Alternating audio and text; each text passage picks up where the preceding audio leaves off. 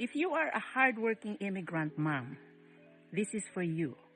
Excited ka ba na gumising every single day and then pumasok sa work mo? Kung hindi, continue watching po at baka po ito ay para sa inyo. Ako nga po pala si Tita. Kasama ko dito ang aking anak, ayun na doon. Anyhow, ganun din po ang buhay ko dati.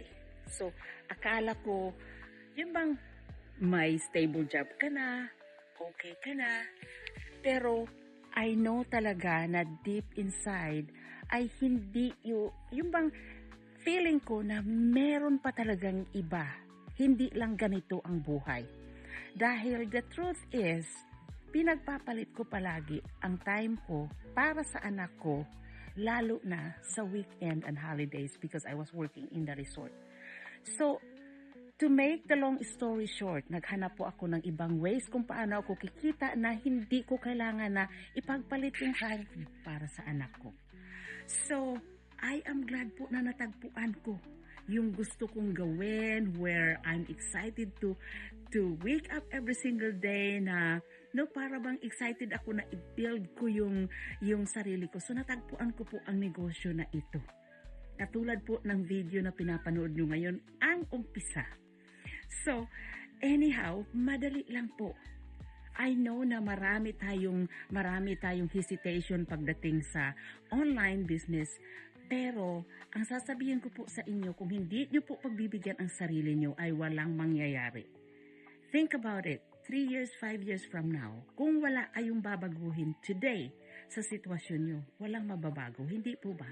So anyhow, doon po sa interested na malaman kung ano yung negosyo na ginagawa ko that I feel excited every single day to wake up, then message nyo lang po ako and maipadala ko po sa inyo yung libreng webinar na napanood ko dati. Doon po nag-umpisa. So anyhow, dito po, hindi kailangan na tayo ay tech savvy, hindi kailangan na meron tayong background. Ang kailangan po dito ay maging willing tayo na mag-learn ng panibagong skills, willing tayo na matuto, willing tayo na i-work out yung goals natin para tayo maka-escape sa 9 to 5. Diba? Ang buhay ay hindi lang doon. Ang success ay hindi lang working hard. We can work smarter too, di ba? So, katulad ngayon, ayan, nag-i-enjoy ako kasama ang anak ko. Weekend today. Nagagawa ko ba ito dati? Hindi. Anong nangyari? May binago ako. So, kapatid, inaanyayahan ko po kayo, panoorin niyo po yung libreng webinar.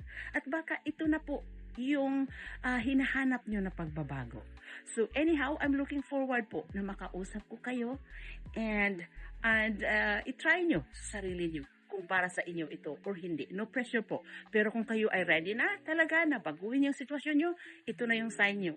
So, anyhow, message me po para po maipadala ko sa inyo yung information na kailangan nyo.